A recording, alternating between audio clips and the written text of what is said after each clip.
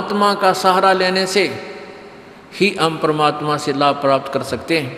हम दूसरे का सहारा लेते हैं तो परमात्मा पीछे हट जाता है। इसलिए हमने अपने ईश्वर को आगे रखना चाहिए प्रत्येक काम में। देखो, आप डॉक्टर के पास जाते हो, डॉक्टर दवाई दे देता है, आपको आराम हो गया, तो हमारे मन में ये आता है डॉक्टर की दवाई से नहीं, भगत के मन में ये आओगा कि मेरे परमात्मा ने दया करी। नहीं तो वो डॉक्टर दवाई दे, उसका रिएक्शन कर जाती है दूसरे आदमी का। दवाई देता है वह दूने एक्शन शुरू कर देती है, वो लगती है कोई ना। और परमात्मा की शरण माने के बाद आपको वो बुद्धि परमात्मा डॉक्टर भी उसी कंट्रोल में है, ऐसी दवाई दिवाओगा एक गोली तो ठीक हो जा, और ना तो वह बात बढ़ के करा कि अपने कह खड़ी हो जा, ऑपरेशन से भी पांडा ना छूटे। तो इस प्रकार कोई भी कार्य हमारा होता है, चाहे किसी से भी होता है, करे करावे साईं मन में लहर उठा, दादू सरदर जीव के अब बगल हो जा। आपके मन में भी नहीं आएगा कि इस व्यक्ति ने मेरा काम कर दिया। जब आप ज्ञान से परिचित हो जाओगे, आपको केवल परमात्मा ही याद आएगा, भगवान मेरे परमात्मा ने ऐसा किया, दाता आप बिना हो ही नहीं सकता थे। तो करा करावे साईं मन में लहर उठा, करावे किससे थे, लेकिन हमारा काम भगवान बिना नहीं होगा, और होता भी नहीं। तो हम फिर पतिव्रता पद पर आ जाएंगे कि हमने भगवान के अतिरिक्त किसी में आस्था रहे को ना, और है भी ये सच्चाई। तो तभी हम ऊपर उठेंगे, तभी हम परमात्मा के निकट आएंगे, और परमात्मा के निकट आएंगे तो फिर सारे लाभ होंगे। कहते हैं कल्पे कारण कौन है, कर सेवा निकाम। अब तू रह रह कर कल्पना करता है, कदे न्यू ना हो जाए, न्यू ना हो जाए, भगवान न्यू हो जाए। कहता तू निष्काम भाव से सच्चे दिल से बिना मनोकामना पूर्णा के अपने करता रहे, तू सेवा पूजा कर, साधना कर, मन इच्छा फल देवेगा जो पड़े जनित काम। फिर आपको मन चाया फल देगा जब उस मालिक के सत्र का काम आवेगा।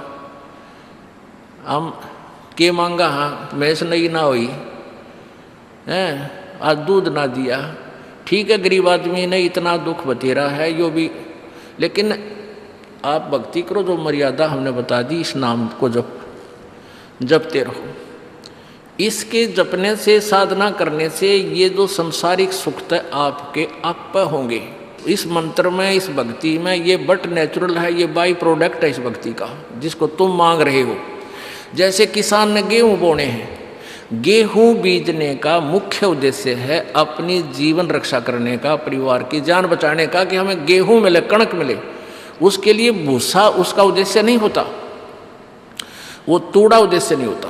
अब देखा हमने कई पहले बड़े बड़े फार्म जिसके 20-20, 50-50 एकड़, 40-40, 100-100 एकड़ ज़मीन है, वो क्या करते हैं कि कंबाइन से कटा देते हैं, वो ऊपर से गेहूं निकाल लेते हैं और तूड़ा भूस पड़ा रहे वहाँ पर ऐसे छोड़ देते थे। उनका उद्देश्य गेहूं ही प्राप्त करना था।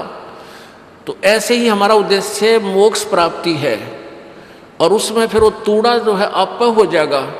जैसे आपने गेहूं बीजे हैं तो तूड़ा यानी भूस तो होगा ही होगा, पहले भूस होगा और पाछे गेहूं मिलेगा। तो आप यदि उद्देश्य मोक्ष ही मानकर यहाँ कार्य करोगे, भक्ति करोगे, तो यहाँ संसारिक सुख तो आपको मिलेंगे ही मिलेंगे, ये तो हो ही नहीं सकता। ये बाई प्रोडक्ट है इस भक्ति का। और हम मांगने तूड़ा आवे हैं, हम डिमांड ही इसकी करते रहते हैं, यूँ हो जा यूँ हो जा।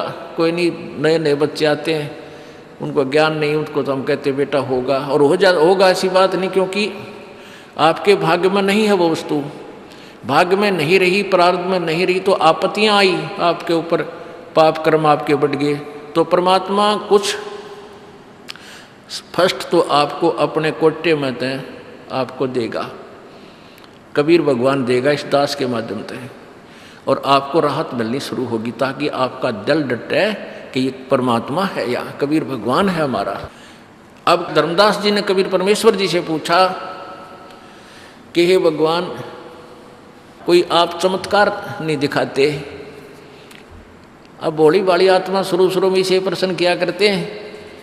परमात्मा बोले भाई संत चमत्कार नहीं दिखाया करते, वो तो बंडेलियां का काम वो है, जादूगरां का।